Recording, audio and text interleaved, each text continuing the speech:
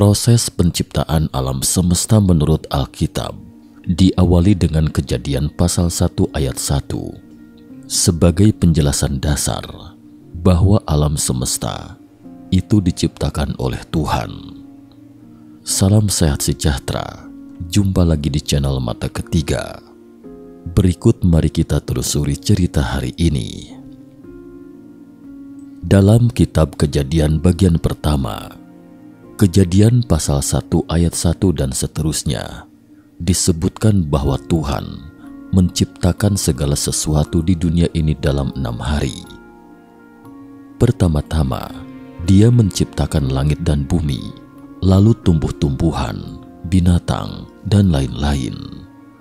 Terakhir, Tuhan menciptakan manusia menurut wujudnya. Dia juga menganugerahkan tumbuhan, buah-buahan, dan sayur-sayuran sebagai makanan untuk manusia. Kemudian bagian kedua menyebutkan bahwa pada hari ketujuh, Tuhan telah menyelesaikan pekerjaan yang dilakukannya. Setelah Tuhan menyelesaikan penciptaannya pada hari ketujuh itu, Dia pun beristirahat daripada segala pekerjaan yang telah diciptakannya itu. Namun pada saat itu, Tuhan melihat tidak ada seorang pun yang mengolah lahan pertanian. Lalu, Dia membentuk manusia dari debu tanah dan menghembuskan napas kehidupan ke dalam lubang hidungnya, sehingga manusia itu pun menjadi makhluk yang hidup, yaitu Adam. Kemudian Tuhan mengambil salah satu tulang rusuk Adam, lalu menciptakan seorang wanita sebagai pasangannya, yaitu Hawa. Bagi mereka yang jeli, mungkin akan mengerutkan kening seakan bertanya, bukankah bagian pertama dan kedua Alkitab mengatakan bahwa Tuhan menciptakan manusia? Lalu, mengapa mengulanginya 2 kali? Bagi sebagian besar Kristiani dan Yahudi saat ini, kedua bagian ini adalah satu hal yang sama. Bagian kedua adalah untuk memperluas dan melengkapi isi yang disebutkan pada bagian pertama. Namun ada juga yang menganggap kedua bagian ini sebenarnya membicarakan 2 hal yang berbeda. Tuhan memang 2 kali menciptakan manusia. Jadi, jika Tuhan menciptakan Adam dan Hawa di kitab Kejadian bagian kedua, lalu siapakah manusia yang diciptakannya di bagian pertama itu? Manusia pertama yang diciptakan Tuhan. Kita kilas balik sejenak ke masa sekitar 6.000 tahun yang lalu. Sumeria, salah satu peradaban manusia paling awal, telah berurat akar di tataran Mesopotamia dan di antara sungai Efrat dan Tigris. Di tempat yang sekarang disebut Irak ini, sebuah nama diturunkan dari mulut ke mulut. Dia adalah Lilitu, disebut juga Lilake. Jika diterjemahkan ke dalam bahasa saat ini, adalah Lilith, yang memiliki arti roh angin atau setan perempuan. Nama ini baru dikenal setelah munculnya aksara paku di tablet tanah liat bangsa Sumeria. Nama ini juga pernah muncul di prasasti dalam wiracarita Gilgamesh 4.000 tahun yang lalu. Prasasti tersebut menggambarkan mitos Sumeria tentang Inanna dan pohon hulupu. Dikatakan bahwa Dewi Inanna menemukan pohon dunia di sepanjang sungai Efrat. Dewi Inanna memindahkan pohon ini ke kebunnya di Uruk dengan maksud mengukirnya menjadi sebuah tahta jika pohon tersebut sudah besar. Pohon ini pun tumbuh dan menjadi matang. Tetapi seekor ular, burung Anzu, dan Lilitu, pendahulu Lilith dalam cerita rakyat Yahudi, tinggal di pohon tersebut sehingga Inanna pun menangis terseduh-seduh. Gilgamesh yang digambarkan sebagai saudara kandung Inanna dalam kisah ini datang dan membunuh si ular, sehingga burung Anzu dan Lilitu pun melarikan diri ke dalam hutan belantara, sebuah tempat tak berpenghuni yang mirip dengan gurun pasir. Ini adalah kisah sederhana tentang sesosok pahlawan yang menyelamatkan seorang wanita cantik. Dan Lilitu atau Lilake dikenal sebagai Lilith ini bukanlah protagonis dalam cerita tersebut. Namun anehnya, seiring berkembangnya sejarah, nama Lilith tidak dilupakan, tetapi diturunkan secara turun-temurun karena orang-orang menemukan banyak mangkuk tanah liat di sekitar daerah Nippur. Mangkuk-mangkuk ini dikuburkan di rumah-rumah Yahudi ketika ditemukan dan digunakan sebagai alat penghalau setan. Mangkuk tanah liat ini diperkirakan berasal dari abad ke-6 hingga ke-8. Di tengah mangkuk itu terukir seorang wanita, dan di bagian bawah mangkuk terdapat banyak mantra dalam bahasa Aram. Setelah diterjemahkan oleh para ahli, nama Lilith muncul kembali. Mantra di mangkuk seakan menyiratkan ketakutan akan Lilith. Sementara di atasnya terukir seperti mantra doa agar terhindar dari petaka setan ini. Di sini kita bisa berspekulasi bahwa wanita di tengah lukisan itu jelas merupakan potret Lilith. Menurut komunitas Yahudi saat itu, bahwa Lilith konon adalah sosok iblis yang menakutkan. Dia akan memburu bayi dan laki-laki. Dimanapun dia berada, selalu akan membawa bencana dan penyakit. Karena itulah, orang Yahudi membuat mangkuk berisi mantra ini untuk mengusir roh jahat dan melindungi diri.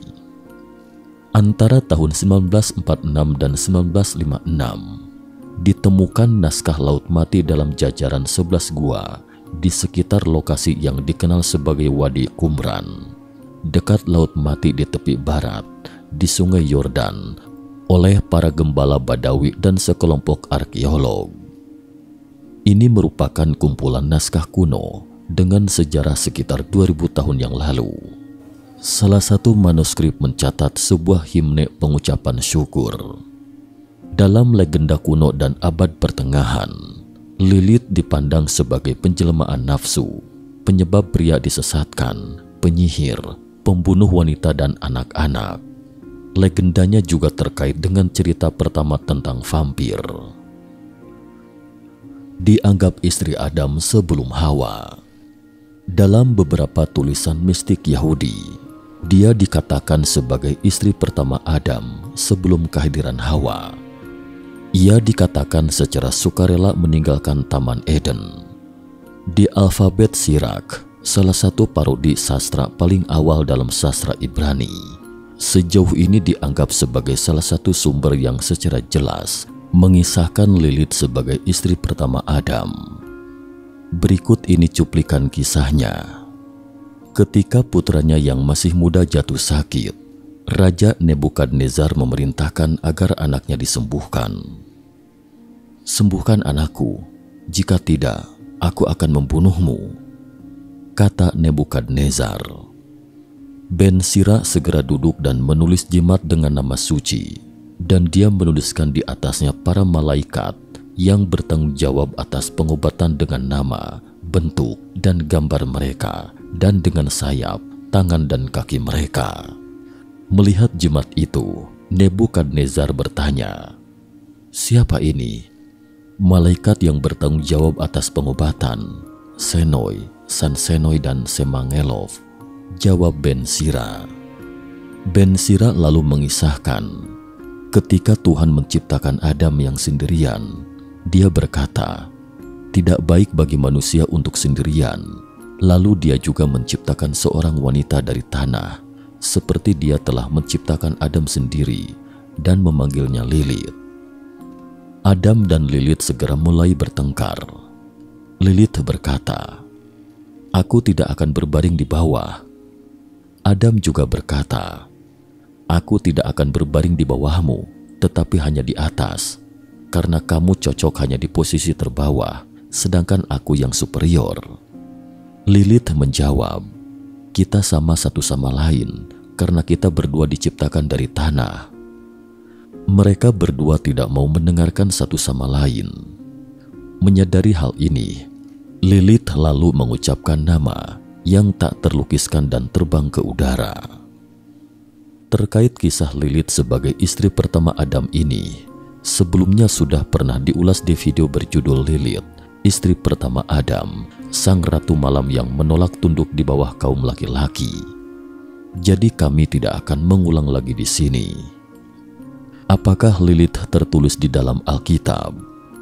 Ya, Lilith memang tertulis dalam Alkitab Yesaya, pasal 34 ayat 14. Di sana berpapasan binatang gurun dengan anjing hutan, dan jin bertemu dengan temannya. Hantu malam saja ada di sana dan mendapat tempat perhentian. Yesaya pasal 34 ayat 14. Lilith adalah sebuah legenda Yahudi dan juga merupakan mitos okultisme yang sudah sangat lama. Dalam bahasa Ibrani, secara harfiah diartikan sebagai burung hantu. Menariknya adalah, baik dalam bahasa Indonesia maupun bahasa Inggris, Lilith diartikan sebagai hantu, makhluk ciptaan bahkan monster yang bergerak aktif di malam hari, sama seperti burung hantu yang aktif di malam hari. Di sini, kita harus bisa membedakan antara hantu, ghost, dengan setan, demon.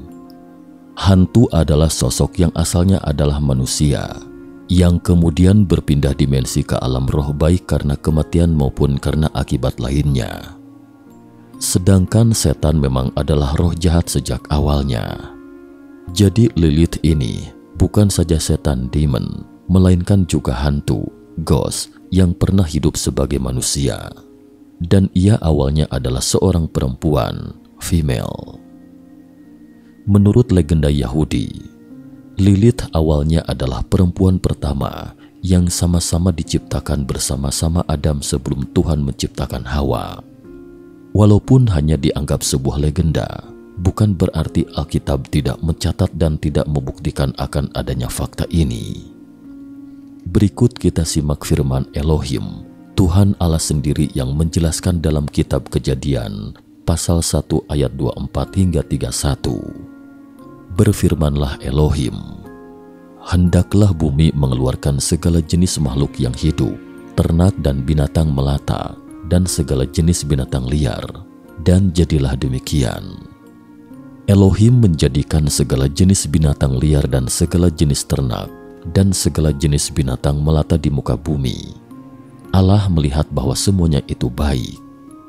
Berfirmanlah Elohim, baiklah, kita menjadikan manusia menurut rupa kita, supaya mereka berkuasa atas ikan-ikan di laut, dan burung-burung di udara, dan atas ternak dan atas seluruh bumi, dan atas segala binatang melata yang merayap di bumi. Maka Elohim menciptakan manusia itu menurut rupanya, menurut gambar Elohim diciptakannya dia, laki-laki, male, dan perempuan female. Elohim memberkati mereka. Lalu Elohim berfirman kepada mereka, beranak cuculah dan bertambah banyaklah, penuhilah bumi dan taklukkanlah itu, berkuasalah atas ikan-ikan di laut dan burung-burung di udara, dan atas segala binatang yang merayap di bumi. Berfirmanlah Elohim, lihatlah, aku memberikan kepadamu segala tumbuh-tumbuhan yang berbiji di seluruh bumi, dan segala pohon-pohon yang buahnya berbiji, itulah akan menjadi makananmu. Tetapi kepada segala binatang di bumi dan segala burung di udara, dan segala yang merayap di bumi, yang bernyawa, kuberikan segala tumbuh-tumbuhan hijau menjadi makanannya, dan jadilah demikian. Pertama kali Alkitab menyinggung soal manusia. Pada saat penciptaannya, tidak disebutkan sebagai laki-laki, man, dan perempuan, woman, melainkan jantan dan maskulin, male, dan betina atau feminim, female. Dan saat itu, Tuhan belum menghembuskan nafas kehidupannya. Karena baru pada Kejadian pasal 2 ayat 7 dikatakan, ketika itulah Tuhan Elohim membentuk manusia, man, itu dari debu tanah, dan menghembuskan nafas hidup ke dalam hidungnya. Demikianlah manusia, man itu menjadi makhluk yang hidup. Perhatian, yang diciptakan pertama kali itu bukan hanya laki-laki, jantan saja, namun juga ada perempuannya, betina, karena Tuhan memberikan mandat untuk beranak cucu dan bertambah banyak. Jadi tidak mungkin jika hanyalah laki-lakinya saja yang diciptakan. Namun ketika Tuhan menghembuskan nafas kehidupannya, yang ada hanyalah manusia, man, tunggal saja. Tidak ada female, apalagi woman. Pada proses 6 hari penciptaan yang pertama, semua terjadi karena Elohim berfirman. Dan setelah hari ke-7, Elohim membuat Taman Eden, namun bukan dengan berfirman, melainkan dengan menanam. Selanjutnya Tuhan Elohim membuat taman di Eden, di sebelah timur. Disitulah ditempatkannya manusia, man, yang dibentuknya itu. Ayat 8. Kata selanjutnya mengacu kepada kejadian setelah proses 6 hari penciptaan. Dan yang dibawa masuk ke dalam Taman Eden hanyalah manusia laki-laki, karena nantinya Hawa baru diciptakan di dalam Taman Eden tersebut. Jadi sampai di sini hanya ada seorang manusia di dalam Taman Eden. Sedangkan pada penciptaan manusia pertama kali di hari yang ke-6, Taman Eden belum ada. Jadi siapa perempuan female yang diciptakan sebelum adanya Taman Eden itu?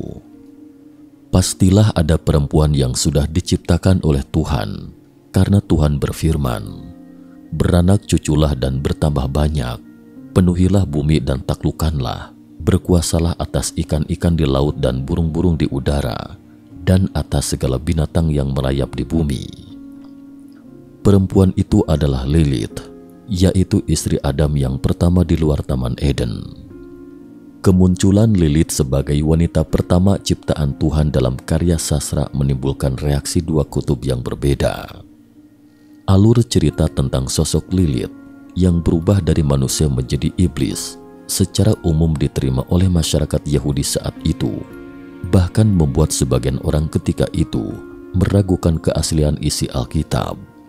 Hal ini juga menyebabkan banyak otoritas keagamaan melontarkan kritik, khususnya filsuf Yahudi Maimonides, dengan keras mengkritik buku alfabet Sirak, karena buku tersebut tidak hanya mengubah cerita dalam kitab Kejadian, tetapi juga penghinaan terhadap tokoh suci dalam Alkitab, bahkan kontennya dianggap tidak senonoh. Saat tim mata ketiga mencari informasi untuk membuat video ini, memang banyak sekali versi penafsiran yang berbeda-beda, sehingga relatif sulit untuk mengetahui fakta sejarah manusia dari sebuah karya sastra. Lagi pula ini bukanlah sebuah karya akademis. Namun, dari sebuah karya sastra, kita dapat melihat pemikiran masyarakat pada masa itu dan refleksinya terhadap masyarakat saat ini. Dalam perihal yang sama, orang-orang akan menafsirkan hal itu dari sudut pandangnya sendiri, berdasarkan pandangan pribadinya. Hingga saat ini, sebagian orang ingin mencari kebenaran terkait penciptaan dari kisah Lilith. Selain itu, banyak juga yang memfokuskan inti cerita pada kehidupan suami istri Adam Lilith, menganggap bahwa sosok Lilith berani memperjuangkan hak perempuan dan kesetaraan gender. Bahkan beberapa gerakan feminis saat ini menjadikan Lilith sebagai idola dalam memperjuangkan konsep kesetaraan antara laki-laki dan perempuan.